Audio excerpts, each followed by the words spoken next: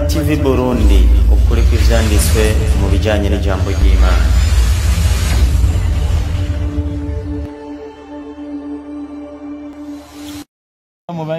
Kane 21 mwahere umusore mahayisubiremo ari Galatiya kane 21 asubiremwo aravuga ati niyo mwebwe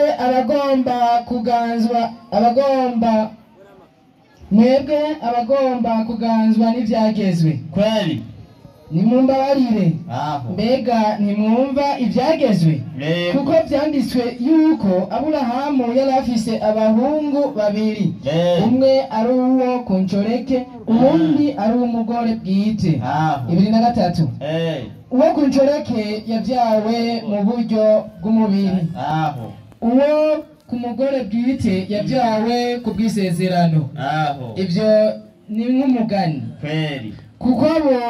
kuko abagore ari nk'amasezerano abiri rimwe ryavuye ku musozi Sinayi rivyara abo kuguma mu buja ubwa mbere na mbere ngira mbanze mbaze ikibazo kwanza baza umwana w'isezerano ndamuzi yitwa Isaka ubundi yitwa Hagari uwo ni wo ku ncoreke turi kumwe inna lillahi wa inna ilaihi raji'un turi mu Kirundi ariko bajya bakisi nako barumva icara uwo mwana yitwa Hagari yavyawe nani reka turasoma Bibiliya ubwayo yivugire ni uriko urabivuga baje jewe n'ukuri jewe namambwira abantu nk'uko kwavuze ivyo mugaca mukoma amashi Aburahamu yaravyaye umwana yitwa Hagari gahemu none ko yihenze mugaca mukoma amashi wewe ntimwumva ko muri ko muranira mutazi wapfuye babafana Aburahamu yarigeze avyara umwana yitwa Hagari aho kumukosora turihenze yavyaye Ishimayeli avyara na Isaka mwe muciye mukoma amashi ariko aravuga ibitari sinari bwaheze ndindira niwe erega we nta kibazo dufitanye je mfitanye ikibazo n'abaciye bakoma amashi kandi wiheza aho kugukosora kubera ko urwabishira batakubajije je nabishuye kubera bariko barakoma amashi batazi ibyo bashaka jewe nawe tuvugane macho kwa macho bandanya rero none baza ko harimo telefone isi macho kwa macho soma rero indira Bibiri bwo yisobanure hanyuma dutahure isiko mwaza kuja ntimwaje kwigisha je nakurindiri je kandi ndashaka ubu ndiko ndabaza unume hanyuma za kunyishura n'impeza ayo n'amategeko uzanye canke nayo twaguhaye kuko ndiko ndabaza ntushobora kuntahura ikibazo oya ndabajije n'amategeko uzanye canke nayo tuguhaye shaka utahura ikibazo canje wabanje gutegera wewe rero hari ukuntu ngaho udatanga amategeko aho gukorera kuri gahunda tuguhaye niho rero kubwira ati ndaguhaye iminota 30 vuga byose ureze hama ndakwishure canke bawumiriza cyane jewe mvuga iminota 30 nawe ndaguhiye iyindi hama ibintu bigende neza ndagushima cyane jewe rero ndaguhaye uje iwanje nkaguha karibu wogo bari gucumbaza ati none gahunda y'ibikorwa ipanze gute mugasi wowe ucumpangira ibikorwa bazi ikibazo cyabaye nabajije utuguma uvuga ntarakubwira nyishuri umviriza mwene wacu je nagutahuye wowe ntiwari kuraba wambwiye ngo ndabaje ikibazo ucuvuga ngo ndazi yuko umwana w'isezerano ari inde Isahaka ucumbwira ngo umwana atari w'isezerano ngo ni Hagari aba nabo baca barakoma amashi je nariko ndabwira abantu bareke kuzomera ahubwo babanze bumviriza icyo ugiye kuvuga niwe ntiwantahuye wowe twenze kubera avuze ibitari byo reka tubandanye n'imirongo sawa bakubaza ndabimaze baza 24 aravuga ati ivyo ni nk'umugani kuko abo bagore ari nk'amasezerano abiri rimwe ryavuye ku musozi Sinayi rivyara abo kuguma mu buja Haleluya turi kumwe ntiyambwiye ngo numega hemu yego je ndiko ndabwira abakirishi none je numvise ushaka nawe urashaka kuvuga to kibiborayi wa kibaru kuri kumwe waravuze ngo mvugana nawe we live sawa abo hanze wambugiye kuvugana nabo nawe ntuvugane nabo okay siko mbwiye navyumvise nuko Hagari n'umusozi Sinayi 2005 niho ndi iryo niryo Hagari ibyo sinabivutse nuko Hagari n'umusozi Sinayi wo muri Arabiya usobanurwa ngo Yerusalemu wa none ahosh turi kumwe original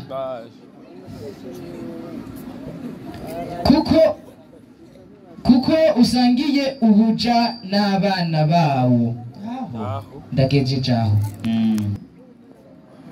Penina Hagari okay Ismaeli ni umwana wa Aburahamu wo ku mugore w'incoreki ntabwo ari umwana w'isezerano mbo Isaka ni umwana w'isezerano ariwe yavyawe na Sara uwo rero Ismaeli yarirukanywe mbe yashikiye hehe muri Arabi ni umuhungu w'ubuja mbega turakwiye kuvugana n'abaja uno munsi turakwiye kuvugana n'abaja ikibazo kigira kabiri kiboneka hariya muri Yohana 14 Yenda kurindiriye wamwenzera kurindira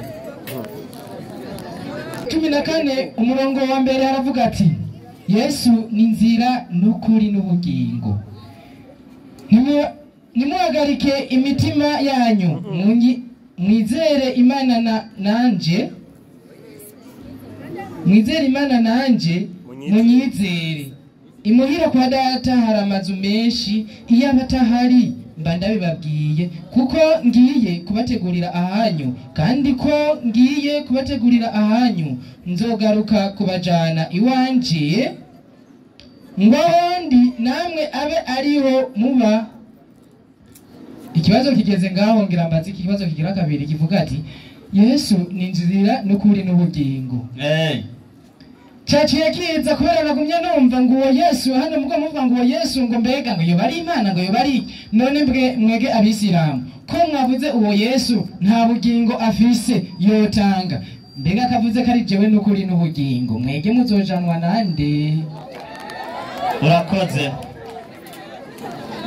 ikibazo ca mbere yego ikibazo ca mbere wavuze uti umwana avuka ku mugore w'isezerano ni Isahaka Chache kivuga ati mbega turakwiye kuvugana n'abaja ko muri abantu bo mu buja muri Arabiya navyumvise nivyo nagiranze ku kibazo cawe ati umwana avuka ku mugore agira kabiri umwana wa Aburahamu avuka ku muja niko wavuze ari wende Hagari sawa ati none ko ari we uwo Hagari ari we Arabiya kandi ya Arabiya nkuko wabandanije kuri 2005 ngo niyo Yerusalemu ya none ntabwo ari Yerusalemu mosha ni ya none yego sinzire yonsha kuraza ni ya none ubu turakimarira ucubaza ati none turakwiye kuvugana n'abaja ngira rero mbanze nsuzume hagati y'aba bavuka kuri Isahaka bavuka kuri Aburahamu abana babiri n'abana babiri Aburahamu yavyaye abahungu babiri Isahaka na Ismaili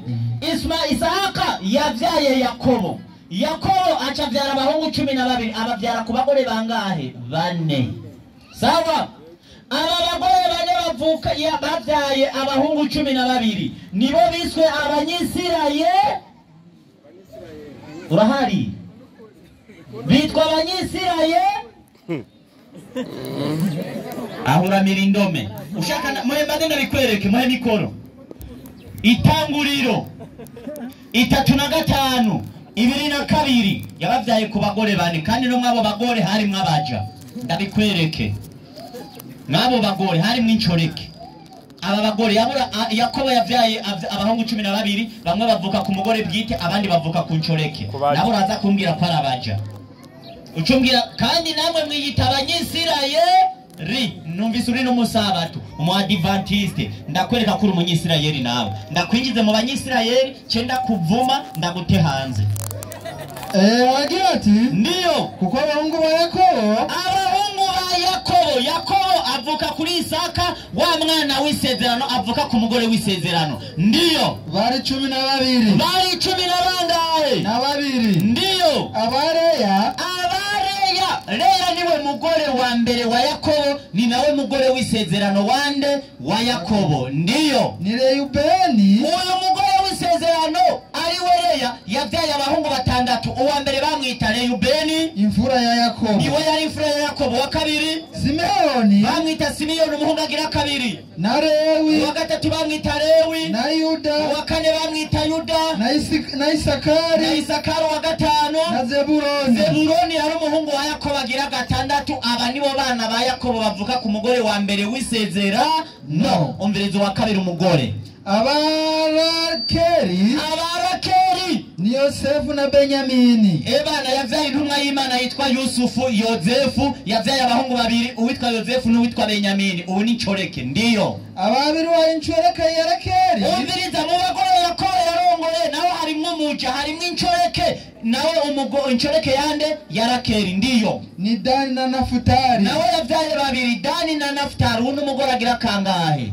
Gatatu. Bandanye umugore agira kane. Abazirupa Ncoreke Yareya. Zirupa nawe yari Ncoreke y'umugore agira gatatu wa Yakobo, nawe acazabura umugore wa kane, nawe yitwa Zirupa. Nawe yavyaye nde nande? Gadi na Asheri. Ubu nawe yavyaye abahungu babiri, Gadi na Asheri. Umugore wa mbere yavyaye abana batandatu, abandi bagore bose batatu bagiye bavyara abana babiri. Ndiyo umviriza rero, umviriza aba rero nta muntu n'umwe atazi yuko abari bo bene Isirayeli. Igihugu babayemo, iki gihugu citwa Isirayeli. Yakobo yagiye kwitwa Isirayeli igihe havyaye abahungu 12, bavuga ngo ni gihe yanigana n'Imana akayinesha, aca yitwa Isirayeli. Abavuka rero kuri Hagari avuka mu Misiri, ni muri Egiputa. Muri Egiputa niho abana 12 nyene bavuka kuri Yakobo, nibo bagiye mu buja kwa Farao. Ubuhaririye navyo ndabikwereka. Bamaze kugenda mu buja kwa Farao, ubikurikirane neza musore, nkurikirana, sishaka kuza kuvuga ngo sinakwishuye. Aba 12 nibo babaye mu buja kwa Farao. Bamaze kuvanwa mu buja kwa Farao, baca basubizwa mu gihugu cy'isezerano ca Kanaani. Mbega aba nabo bari bameze gute kugira twumva abo twovugana abaribo? Yosuwa 7:12. 7:12. Indwi 12 naho aragira ati, agira gute? Ico nico gitumye Abisirayeli. Wumvise Abisirayeli aba nibo bavuka kuri rwa ruvyaro bari kuravuga ngo n'umugore w'isezerano. Iki nico gitumye Abisirayeli badashobora guhagarara imbere y'abansi babo. Abanyisirayeli nivyakunze ko bahagarara imbere y'abansi babo, bakabinjika ibitugu imbere yabo. Kuko Abanyisirayeli bari kurita ko ari abisezerano bahindutse ibivume. None hagati y'abavuga kuri Ismaili n'abavuga kuri Yakobo umuhungu wa Isahaka aribo bacitse ibivume, wumva bo kuvugana ari bande? Wumva rutegwe tugiye kuvugana n'ikivume? Wewe wumva ikivume ari inde? Ezekieli 2:3 ndakwereke nico muri ico kindi cambere muri bivume, ikigira 2 cumvirize. Uyanzo bangiye kuganira n'ikivume. Ezekieli 2:3 arambarira ati, Ezekieli ati, mwana w'umuntu, mwana w'umuntu, nagutumye ku Bisirayeli, kwihanga ry'abagarariji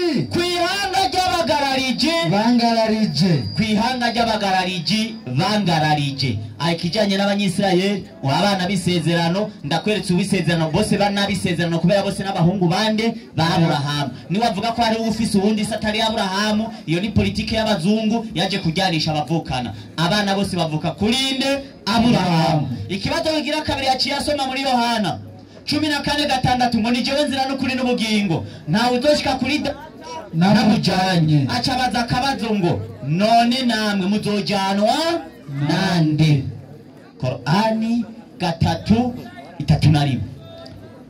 Mbanje kwikinga Qur'ani na Satani yavumwe. Ndiyo. Kuzina ry'Imana nyene imbabazi nyeri muhwe. Ndiyo. Qur'ani 3:31. Kweli. Vuguti. Ndiyo. Nimwe abakoko mukunda Uhoraho. Umumarayika yaje kuri Muhammad, umumarayika tumwe n'Imana Gabriel. Ati genda ubwire Muhammad abwira abana ati vuguti nimwe abakoko mukunda Uhoraho nimumurikire. Bana abantu bose bakunda Uhoraho, icambere condition babanza gukurikira Muhammad. Qul in kuntum tuhibbuna Allah fatabi'uni yuhibbukum Allah wa yaghfir lakum dhunubakum. Bandanya mazuhoraho abantu rero bamaze gukurikira Muhammad azobakunda uhoraho aca abakunda kandi ndiyo ndiyo azobabarira ibyaha byanyu. Bana abantu bamaze gukurikira Muhammadi uhoraho aca abakunda agaca babahanagurira ko n'ibyaha byabo. Ucuvuga ngo imwebwe mukurikira Yesu, ngira ndamubaze mbega Yesu uyu muhungu wo ngaho Muhanga ariko aravuga ngo aragukurikira, burya si nko kumira ku rusato inka bayiriye kera? Bimeze gute? Matayo 15:21 niwinjira mu ahantu Yesu yashize abigishwa biwe canda gukurayo. Soma Matayo 15:21 2:4. Ndiyo Yesu arabishura ati, Yesu aca yishura abagabo bo ngaho Muhanga ati, sinatumwe ku bandi, jewe Yesu nta murundi n'umwe natumwe ko atari kunama zazimiye zinzu ya Isirayeli. Abanyisirayeli nyene bamwe bacika ibivume na Yesu niwe yatumweko. We Yesu ntiyagutumweko no muwazojana mwijuru we nturimo, navyo niwashaka ndabikwereka. Ati sinatumwe ku bandi atari kuntama zazimiye zinzu ya Isirayeli. Mohe urazi wewe ntiwishuye uko yasigura Bibiliya ntibanyishuye. Oya none reka simaka mu byo nishuye. Wowe wagiye kumbwira iby'abahungu ba Yakobo nako batuze iby'abahungu ba Aburahamu, utuza kuyigombora iby'abahungu ba Yakobo nivyo nakubacica. Okay, isaha kaninde ahoshi ndasavye ubanze umpe iminota kuko je nanumye igihe ko uravuga. None wewe umbwiye wewe ariko nturiko ntusavye umwanya wo kuvuga. Wewe uje kunyagiriza yuko nakwishuye. Ikibazo nticishurwa n'ikindi kibazo. Turi kumwe. Shaka inyishu itumbereye irashe kugira buri muntu wese avaha asobanura. Kugira renda korohereze ibintu bigende neza, vuga iminota 5. Minota 5 uharure. Vuga iminota 5 mu ndabiri iminota 5. urabibona na 14 Je ngira mvuge mu minota 2 n'igice. Chama uyu mu oya si wewe ya wewe mwene wacu wese utanga amajambo ngaha wenda guhaye iminota 5 atavyo ufise uvuga muhereze. Wenda guhaye iminota 5 mu bisere ni mugurani. Ni mugurani kibanza. Niyo mategeko. wewe wananiwe Wewe wananiwe nejo ntuzobwizura bwira abantu ngo abayisilamu baraze kuyishura iminota sindayimuhaye kamunaniye. Ndayiguhaye irakunaniye. Amahoro y'Imana bane nawe. Yego murakoze kuduha umwanya. Tugiye kuganira nande. Ni jewe nitwa Ntibandekeye Hosikari. Nkaba mvuka ku mutumba Gisara. Kandi nkaba nemera yuko je ndi umudivantisi w'umunsi w'indwi. Hama nkaba ibyo nza kuvuga nshobora no kubyemera no kubihamya, kandi n'umuntu ibyo nza kuvuga aze kugenda nawe abisome, kuko Bibiliya turabona neza yuko ari y'abakirisu atari iyo abisilamu. Urakoze Oscar. Hama Oscar, ikindi kintu kigira kabiri, dushaka tuze tuvuganira muri Bibiliya kuko namwe twabonye murayikoresha. Shaka ikibazo kimwe kiri muri Yohana 1. Hama musome murabe muri Yohana 1 ukungene havuga. Soma Yohana 1:1 haravuga ngo uko jambo yihinduye umuntu ni Yesu Kristo. Ubwa mbere na mbere jambo yariho. Tugenda buke buke nta ngorane, je ni 5 nahihera ntaramara nta ngorane. Hama uwo jambo yihinduye umuntu, nashaka akabazo muze kukabika, mbega yari iki? Hama bandanya umanuke gatonya. Hama je mwavuze ngo abadive n'abanyakavuyo. Jewe ndazi yuko abanyakavuyo jesi ndimo, kuko abanyakavuyo ntibazoja mwijuru. Kandi jambo yahoranye n'Imana. Bandanya. Kandi uwo jambo yari Imana. Mbo muntunge gato. Jambo yari Imana. Hama jewe maze kumva yuko jambo yari Imana, si jewe navyanditse, nanje ndabibona kandi nkabisoma. Bandanya. uwo yahoranye n'Imana ubwa mbere na mbere byose byaremwe nawe. Umviriza, muraza kundangira umuntu ngaha ku isi amaze kurema. Aho muze kugenda mudukura buke buke, kandi mwavuze yuko by'ukuri mushobora kutwigisha tukanyugwa, kandi natwe dushaka kunyugwa. Hama turabona yuko uwo nyene jambo yahoranye n'Imana ubwo byose byaremwe nawe. Hama muraza kutubwira mu ntumwa zoba zarahaciye umuntu yoba yararemye ntawe bandanya. Mu byaremwe nawe byose nta kintu na kimwe kitaremwe nawe. Kane muri we banzogeza ngo nta kintu na kimwe kitaremwe nawe. Jewe ndimwo, nawe urimo, n'undi arimo, n'umwisiramu arimo. Bandanya. Muri we harimo ubugingo. Aho. Kandi ubwo bugingo bwari umuco w'ubuntu. Bandanya. Uwo muco wagira mu mwiza, ariko umwiza ntiwawakiriye. Gatandatu, haje umuntu yatumwe n'Imana, izina ryiwe Yohana. Uwo yazanywe no kuba igishinga ntahe, ngo ashingire intahe umuco. Minota 5 yamba yaheze. Ndasubiza segonda ciye ahagarika mugabo yarahejeje. Asomye rero inyandiko iyo muri Yohana rimwe. Yego. Iyo nyandiko yaje kuyisoma ntituzi ko yashatse kutwumvisa ko jambo ari we Mana, ntituzi n'ibyo yashatse kutubwira. Yahereye ku ijambo ry'umutwe, banza undabire mwiyo yindi Bibiliya. Iryo jambo ry'umutwe ririmo ntareremo. Havuga ngo iki? Havuga ati nk'uko vyanditswe na Yohani. Aya majambo aje kudusomera yanditswe nande? Na Yohani. Acha soma jambo ry'umutwe ngo uko jambo yihinduye iki? Umuntu. Ngo ni Yesu Kristo. Ridusomere mwiyo. Haragira ati ntari hari. Iryo jambo ry'umutwe mwiyo Bibiliya ntari hari. Muravyumva gahemu. Yasomye Yohana rimwe. Izindi Bibiliya zose zo ku isi havuyemo Bibiliya y'ikirundi gusa. Nta yindi Bibiliya harimo iryo jambo ry'umutwe ngo uko jambo yihinduye umuntu ni Yesu Kristo. Oya navyemeye. Muri kirundi gusa birimwo.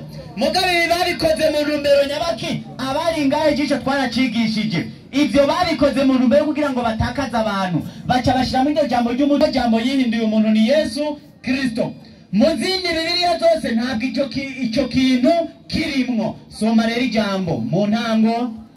Mu ntango ndiyo jambo yariho. Mbere soma muri Bibiliya yera. Ubwa mbere na mbere jambo yariho. Ubwa mbere na mbere jambo yariho. Ndiyo. Kandi jambo yahoranye n'Imana. Okay, genda gahoro. Na karorero.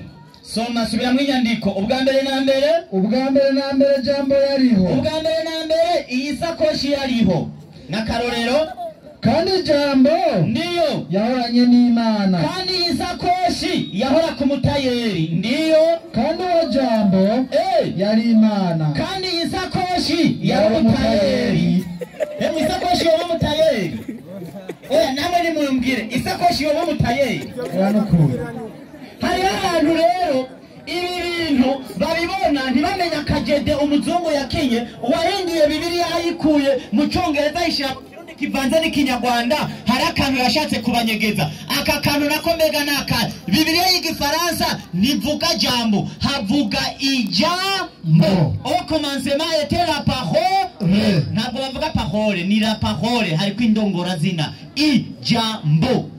Mwebwe kugira abatakaza baro kuntu baza kuvyegeka kuri Yesu baca bakurako irudome baca bavuga ngo ni jambo kandi atari jambo, bavuga ijambo. Kujya murongo nyene ubandanije ngo vyose vyaremwe nawe. Ubishize mu gifaransa ukavuga ko ari ijambo, bagaca bavuga ko byose ari ryo ijambo ari ryo ryaremye byose. Nanje ndavyemera. Ushima bavuze ijambo batavuze Yesu. Soma Itanguriro 1:6 uza gusanga atari Yesu yari karavugwa ngaho, hariko haravugwa ijambo ry'Imana, la parole. Soma. Imana iravuga iti, umviriza Oscar, rya jambo rero ryarema vyose niri. Imana iravuga iti nihabe itazanura hagati y'amazi, nihabeho itazanure. Imana iraritazanura ikoresheje ijambo, apana jambo, yakoresheje ijambo. Bandanya. Ritandukanya amazi n'ayandi. Erana Imana irabivuga, hama Imana itandukanya amazi n'ayandi. Ndiyo Imana iraitazanura, ndiyo itandukanya amazi yo munsi y'itazanure nayo hejuru yaryo biba kuno. Ndiyo mazi iyo tazanure, ndiyo Imana igita ijuru. Kweli buragoba buraca ubona umunsi ugira kabiri. Ndiyo Imana iravuga. Mwene wacu Imana irongera iravuga ubugira kabiri ikoresheje iki? Ijambo, apana jambo. Ijambo. Jambo n'uruganda rukora amaji muri Tanzania. Bandanya. Iti ndiyo amazi yo munsi y'ijuru nakoranire hamwe, amazi yo munsi y'ijuru nakoranire hamwe, ariyo vyo biyaga, ibana inzuzi, Imana ibikoraniriza hamwe ikoresheje iki? Ijambo, apana jambo. Bandanya. Imusozi naho nihaboneke. Imusozi Imana yahakoranije igira ahantu imusozi ariho haturi no munsi ikoresheje iki? Ijambo, apana jambo. Endelea. Biba kuno. Ebana Imana yaravuga ati binibibe bigaca biba kuno. Kun fayakuni. Zaburi 3:6 ndangiza iminota yanje. Zaburi 3:6 ndiyo ijambo ry'Uhoraho. Umviriza, ijambo ry'Uhoraho. Ntibavuze ngo ijambo w'Uhoraho. Abanyabwenge bavuze ati ijambo ry'Uhoraho ndiyo niryo ryaremye ijuru. Bari bariko bavuga ngo vyose vyaremwe nawe, kubera bakuye ko baca bavuga ngo ni jambo, ngo vyose vyaremwe nawe. Ijambo ry'Uhoraho niryo ryaremye ijuru. Ndiyo impwemu zo mu kanwa kiwe, impwemu zo mu kanwa k'Imana nizo zaremye ingabo zose zo kuri ryo. Imana ivuze ijambo hasohoka impwemu. Izi mpwemu nibi abantu bumvisha amatwi. Imana yegeranya ingabo zose zo kwisi ikoresheje iki? Ijambo. C'est la parole. Ndahejeje. Nibaza byatahuritse muri babiri zamuravugana menye uwo mpicyaba rero mwicarane mwongore tubanze ndi hezi sawa okay. Nibaza byatahuritse. Biratahuritse kabisa. None mende mwega muri babiri banza muvugane havugumye. Reka twongere uyu abanza heza sawa. Nawe ndaguha ntugira ikibazo. Ugengira nkabya. Si minota se. Wewe gutabifise bari kubabisa. Wowe hagati yayo. Okay. Yego. Ndindira gato. Keka jewe je sinigisha. Uno mwarubi. Up, je nukuri sinigisha ndabahagurutsa abari. Ndakubaza watahuye canke watahuye? Ijambo niryo turiko. Ego iyenge iryo riko niryo nkene ugira amanyengera dupanga umwanya. Yego. Ukeneye iki? Ni somo rimwe gusa nsigaje cingwa abiri. Ubona ryo twara iminota ingahe?